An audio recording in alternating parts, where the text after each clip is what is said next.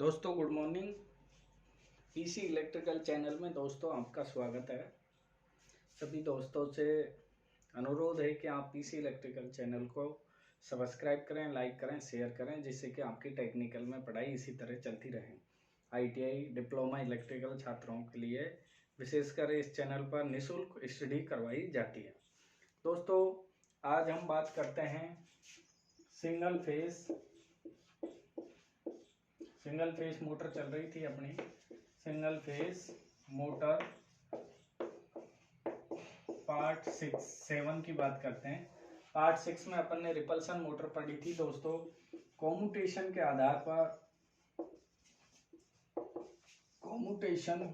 आधार पर single phase motor दो प्रकार की थी। सिंगल फेस मोटर दो प्रकार की होती हैं दोस्तों कॉम्यूटेशन के आधार पर, जिनमें कॉम्यूटेशन होता है या एक रिपल्सन है यूनिवर्सल मोटर,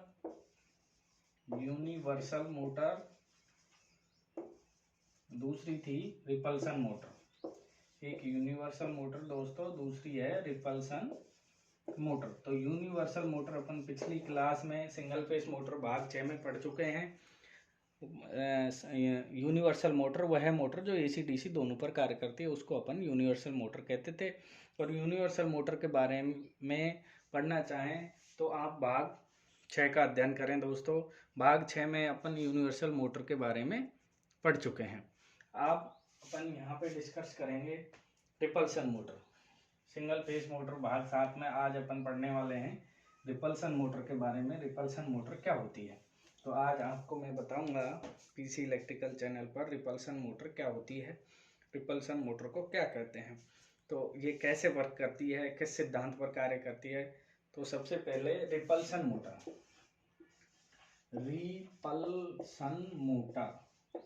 दोस्तों, रिपल्सन मोटर जैसा कि इसके नाम से है, रिपल मानी होता है धकेलना, तो इस मोटर को प्रतिकर्षण मोटर भी कहते हैं। क्या कहते हैं? प्रतिकर्षण,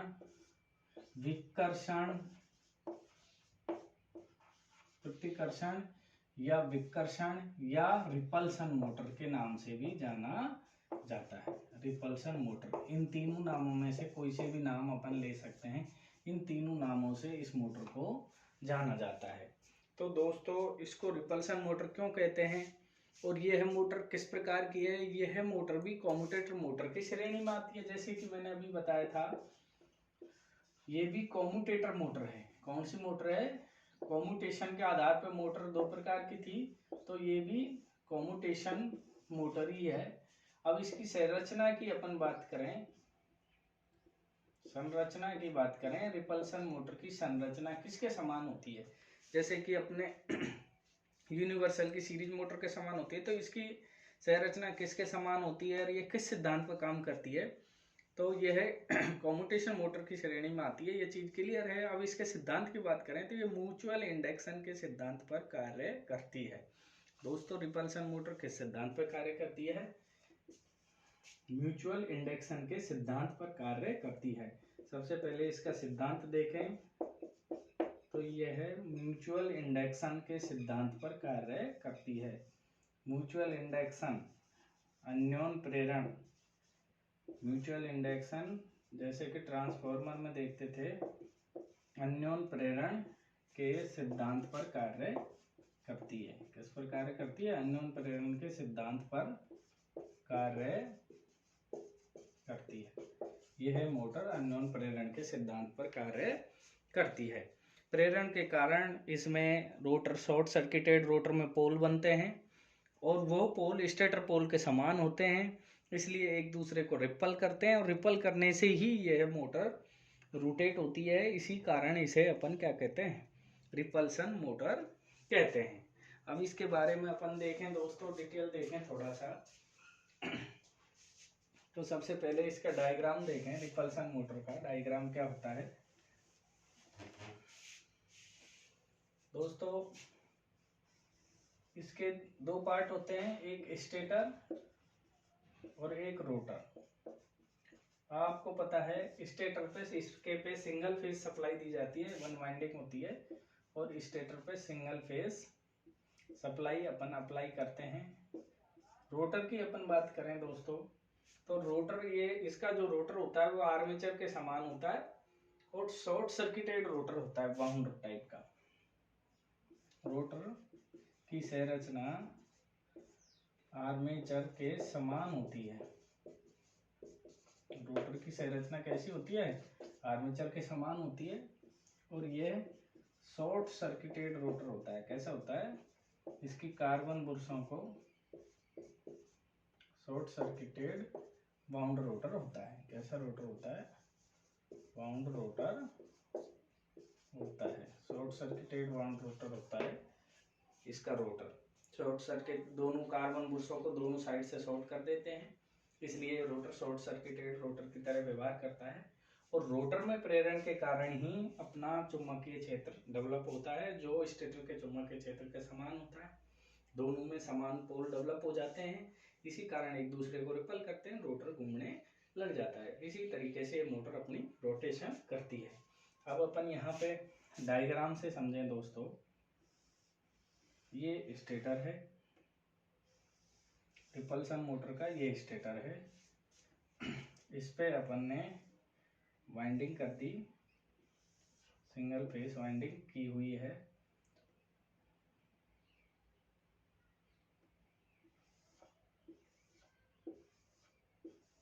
जैसे ही दोस्तों अपन इस पे सिंगल फेज सप्लाई अप्लाई करते हैं, इस पे जैसे ही अपन सिंगल फेज सप्लाई अप्लाई करेंगे दोस्तों, 230 वोल्ट 50 हर्ट्ज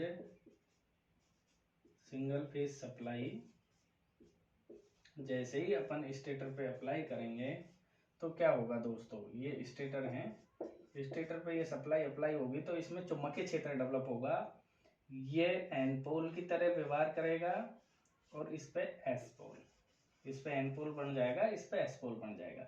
बीच में अपना ये रोटर है, ये जस्ट लाइक आर्मेचर की तरह है दोस्तों। इस पे दो कार्बन बुरुश होंगी, एन और एस। कौन कौन सी होंगी? ये कार्बन बुरुश हैं। अब इन कार्बन बुरुशों को अपन शॉर्ट सर्किटेड कर देंगे, ऐसे एक वायर से शॉर्ट कर देंगे तो ये कार्बन बुरुश शॉर्ट हो जाएंगी। शॉर्ट हो जाएंगी तो कार्बन के चालक शॉर्ट होने से, कार्बन बुरुशों के शॉर्ट होने से ये जो रोटर है इसमें भी चुंबकीय क्षेत्र डेवलप हो जाएगा। क्या हो जाएगा? रोटर शॉर्ट सर्किटेड रोटर की तरह व्यवहार करेगा और इसमें चुंबकीय क्षेत्र डेवलप हो जाएगा रोटर में। जब रोटर में चुंबकीय क्षेत्र दोस्तों डेवलप होगा तो इसमें समान पोल बन जाएंगे और समान पोल बनने से रोटर अपना, इसके पोल, स्टेटर के पोल रोटर पोलों को धक्का मारेंगे और अपनी मोटर स्टार्ट हो जाएगी। रिपल्सन के कारण स्टार्ट होती है, इसीलिए इस मोटर का नाम रिपल्सन मोटर या प्रतिकर्षण मोटर रखा है अपन ने। इसीलिए इस मोटर को क्या कहते हैं? प्रतिकर्षण मोटर, विकर्षण मोटर या रिपल्सन मोटर कहते हैं, क्योंकि ये रिपल्सन के कारण स्टार्ट होती है दोस्तों।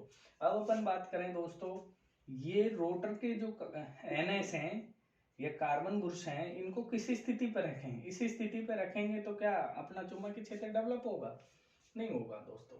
रोटर स्टेटर के बीच चुंबकीय कोण क्या रखें कि अपना टॉर्क डेवलप हो और मोटर चल जाए। तो दोस्तों ये 180 डिग्री पे भी नहीं होगा। तो स्टेटर व रोटर के बीच कोण की अपन बात कर लें, इन दोनों के बीच क्या कोण रखा जाए कि जिससे अपना चुंबकीय क्षेत्र डेवलप हो जाए। स्टेटर पे सिंगल फेज सप्लाई अप्लाई करते हैं, ये जो कोण बनेगा दोस्तों, इस स्थिति में मोटर नहीं चलेगी क्योंकि 0 डिग्री कोण है। स्टेटर व रोटर के बीच चुंबकीय कोण, रोटर व स्टेटर के बीच चुंबकीय कोण, रोटर व स्टेटर के बीच क्या चुंबकीय कोण रखा जाए कि अपनी मोटर स्टार्ट हो जाए। तो दोस्तों अगर 0 डिग्री रखेंगे तो मोटर स्टार्ट नहीं होगी, दोनों एक ही अक्ष में है तो मोटर नहीं चलेगी, स्पीड नहीं चलेगी, मोटर नहीं चलेगी। और जब मोटर नहीं चलेगी तो दोस्तों टॉर्क भी 0 हो जाएगा और स्पीड भी 0 हो जाएगी। दोनों चीज 0 हो जाएंगी। जब मोटर अपनी रन ही नहीं करेगी तो टॉर्क भी 0 हो जाएगा, स्पीड भी 0 हो जाएगी। अब अपन बात करें दोस्तों, अगर अपना इन दोनों के बीच कोण 20 डिग्री हो, दोनों के बीच का कोण क्या हो? 20 डिग्री हो। 20 डिग्री होगा तो मोटर निर्धारित स्पीड पर चलेगी। निर्धारित का मतलब होता है दोस्तों, निर्धारित स्पीड मीन्स रेटेड स्पीड पर गति करेगी। मोटर कैसे चलेगी? रेटेड स्पीड पर चलेगी। अगर दोनों के बीच स्टेटर का चुंबकीय क्षेत्र और रोटर के चुंबकीय क्षेत्र के बीच 20 डिग्री का कोण है तो मोटर रेटेड स्पीड पर चलेगी, टॉर्क भी अपना उच्च होगा। अगर ये कोण 45 डिग्री है दोस्तों तो मोटर अपनी उच्च स्पीड पे चलेगी, टॉर्क भी उच्च होगा, स्पीड भी उच्च होगी और मोटर में सर्वाधिक रोटेटिंग फील्ड बनेगा। कब बनेगा? जब रोटर का चुंबकीय क्षेत्र NB मैक्सिमम और TB मैक्सिमम, अर्थात स्पीड भी उच्च होगी और टॉर्क भी उच्च होगा तो सर्वाधिक चुंबकीय क्षेत्र बनेगा, सर्वाधिक रोटेटिंग मैग्नेटिक फील्ड बनेगा जब स्टेटर और रोटर दोनों के बीच का कोण क्या होगा? 45 डिग्री। तो दोस्तों इस डिग्री पे ये स्टेटर अक्ष है, ये रोटर अक्ष है, दोनों के बीच में 0 डिग्री है तो इस स्थिति में मोटर नहीं चलेगी। अब यदि अपन इन कोणों को यहाँ से हटा के रोटर वाले कोणों को यहाँ पे करें तो यहाँ पे भी नहीं चलेगी और इन कार्बन बुर्सों को शॉर्ट कर दें तो यहाँ पे भी अपनी मोटर नहीं चलेगी दोस्तों। 95 पे भी 90 डिग्री पे भी नहीं चलेगी। तो अपन ये कोणों के बीच में क्या गैप होना चाहिए? 45 डिग्री होंगे तो ही अपनी मोटर मैक्सिमम टॉर्क डेवलप करेगी। ये 45 डिग्री पे लेके अपन इनको शॉर्ट कर दें बुर्सों को तो दोस्तों ये रोटर अक्ष हो जाएगा। ये क्या हो जाएगा? ये रोटर अक्ष है और ये स्टेटर अक्ष है। तो इनके बीच में जब ये 45 डिग्री के होंगे तब जो कोण बनेगा 45 डिग्री का कोण बनेगा। इस स्थिति में सर्वाधिक रिपल्सन फोर्स लगेगा और सर्वाधिक रोटेटिंग मैग्नेटिक फील्ड डेवलप होगा और ये मोटर अपनी चल जाएगी। तो अगर अपना कोण 20 डिग्री से कम की ओर जाता है तो स्पीड अपनी घटती है दोस्तों। अगर अपना कोण स्टेटर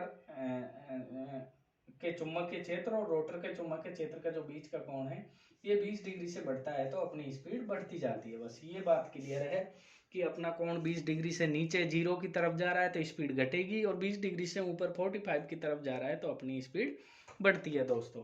तो इस supply rotor short circuited armature होता है इसलिए इसमें चुंबकीय क्षेत्र बनता है, इसमें भी चुंबकीय क्षेत्र बनता है और दोनों में सेम प्रकृति का बनता है। यहाँ पे N है तो यहाँ पे भी N है तो ये एक दूसरे को रिपल करते हैं, धक्का मारते हैं समान पोल, इसीलिए ये मोटर अपनी गति करने लग जाती है। तो दोस्तों रिपल्सन मोटर समान पोल के कारण ही, रिपल्स के कारण ही गति करती है, इसलिए इस मोटर का नाम रिपल्सन मोटर या प्रतिकर्षण मोटर पड़ा। तो ये मोटर की थी वर्किंग।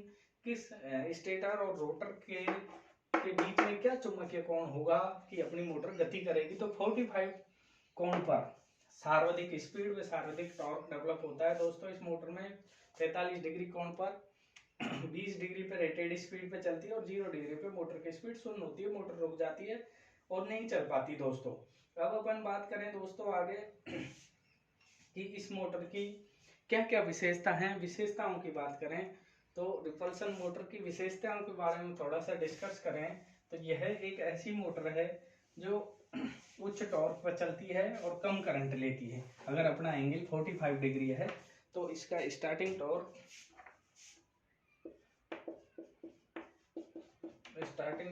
उच्च होता है। उच्च मीन्स रेटेड टॉर्क के 300%। रेटेड टॉर्क के कितना होता है दोस्तों? 300% होता है। और स्टार्टिंग करंट की बात करें दोस्तों तो स्टार्टिंग करंट टॉर्क ज्यादा होगा तो करंट क्या होगा स्टार्टिंग में? स्टार्टिंग करंट कम होता है। अब ये मोटर महंगी भी होती है क्योंकि इसमें स्टेटर रोटर दोनों पे वाइंडिंग की जाती है, इसलिए ये मोटर थोड़ी क्या होती है? महंगी होती है। कार्बन ब्रुश लगी रहती है इसलिए देखभाल अधिक है। इसकी देखभाल कार्बन ब्रुश देखनी पड़ती है क्योंकि 2/3 घिसने पर बदल देते हैं या 1/3 शेष रहने पर अपन को कार्बन ब्रुश बदलनी पड़ती है, इसलिए देखभाल जरूरी है। और आसानी से गति नियंत्रण, इस मोटर का आसानी से स्पीड कंट्रोल कर सकते हैं, आसानी से गति नियंत्रण कर सकते हैं। तो दोस्तों ये इस मोटर की थी विशेषता। अब इसकी बात करें चेंज ऑफ डायरेक्शन, गति परिवर्तन, चेंज डायरेक्शन ऑफ रोटेशन, घूमने की दिशा रिपल्सन मोटर की कैसे बदलें। तो इसमें जो 45 डिग्री रोटर के जो कोण इधर थे उस पोलों को इधर अगर चेंज कर दें अपन, रिवर्स में चेंज कर दें बुरशों को, पोलरिटी उसको, तो ये अपनी मोटर रिवर्स गति में घूम जाएगी। बुर्श की पोजीशन बदलकर अपन मोटर को रिवर्स गति में घुमा सकते हैं। चेंज डायरेक्शन ऑफ रोटेशन या गति परिवर्तन। अब गति परिवर्तन की बात करें, रिपल्सन मोटर की गति परिवर्तन कैसे करेंगे? गति परिवर्तन या change direction of rotation, change direction of rotation की अपन बात करें दोस्तों, तो अपने ये जो पोल थे यहाँ पे 45 डिग्री पे थे दोस्तों, NS NS, और ये शॉर्ट किए थे। अगर इन पोलों को अपन यहाँ से उठा के इधर शिफ्ट कर दें, पोलों की पोजीशन बदल दें, तो अपनी मोटर रिपल्सन फोर्स उल्टा लगेगा, और उल्टा लगने से अपनी मोटर विपरीत दिशा में घूम जाएगी। तो पहला है बुर्श की पोजीशन बदलकर, यह है बुर्श की पोजीशन बदलकर, बुर्श की पोजीशन बदलकर, बुर्श की पोजीशन बदल के अपन इसकी दिशा चेंज कर सकते हैं। दूसरा दोस्तों अगर हम बात करें तो रोटर एक्सेज की दिशा बदल के, रोटर एक्सेज ही तो बदले अपन ने, एक ही बात है, रोटर एक्सेज की दिशा बदलकर, रोटर अक्ष अपन चेंज कर देंगे तो ही अपनी दिशा उल्टी होगी। रोटर अक्ष बदलने से सेम पोल रिपल्स करने लग जाएंगे। कोण 0 डिग्री से नीचे ले जाकर, जो चुंबकीय कोण है, कोण 0 डिग्री से नीचे ले जाकर अपन इसको रिवर्स दिशा में घुमा सकते हैं। तो दोस्तों एक ध्यान रखने योग्य बात है, इस मोटर में अपन ने टर्मिनल नहीं बदले, बिना टर्मिनल बदले ही मोटर विपरीत दिशा में चला दी। तो यह एक ऐसी मोटर है जो बिना टर्मिनल बदलकर विपरीत चला सकते हैं। बिना टर्मिनल गति परिवर्तन संभव है। इस मोटर में बिना टर्मिनल बदले गति परिवर्तन संभव है, गति परिवर्तन संभव है। यह एकमात्र रिपल्सन मोटर है जिसमें बिना टर्मिनल बदले अपन गति परिवर्तन कर सकते हैं दोस्तों। तो ये इस मोटर की खासियत भी है कि गति परिवर्तन अपन बिना टर्मिनल बदले कर सकते हैं। अब इसके उपयोग की बात कर लें दोस्तों, इसके उपयोग कहाँ कहाँ होते हैं, रिपल्सन मोटर को अपन यूज कहाँ कहाँ करते हैं। तो इसके उपयोग की अपन बात करें तो इसका उपयोग एप्लीकेशन कुछ भी कह सकते हैं। तो इसका उपयोग रेफ्रिजरेटर,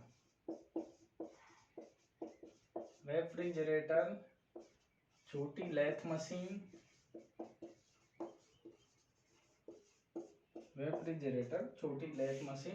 रेल पटरी चेंज करने में, रेल पटरी जो चेंज होती है दोस्तों, प्लेटफॉर्म 1 पे नहीं 2 पे आएगी ट्रेन, तो रेल पटरी चेंज करने में भी रिपल्सन मोटर यूज करते हैं।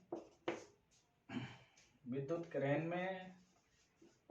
क्रेन व पेट्रोल पंप मशीन आदि में अपन रिपल्सन मोटर का उपयोग कर सकते हैं दोस्तों। ये बहुत ही अच्छी मोटर है जिसमें बिना टर्मिनल बदले अपन स्पीड चेंज, गति परिवर्तन कर सकते हैं दोस्तों। तो यदि ये वीडियो आपको अच्छी लगे तो दोस्तों पीसी इलेक्ट्रिकल चैनल को लाइक करें, सब्सक्राइब करें, अपने दोस्तों को शेयर करें, जिससे कि मैं आपको इसी तरह कुछ अच्छी बातें इलेक्ट्रिकल थ्योरी से रिलेटेड बता सकूं। आप दोस्तों मेरा मनोबल बढ़ाएं। थैंक यू दोस्तों, थैंक यू।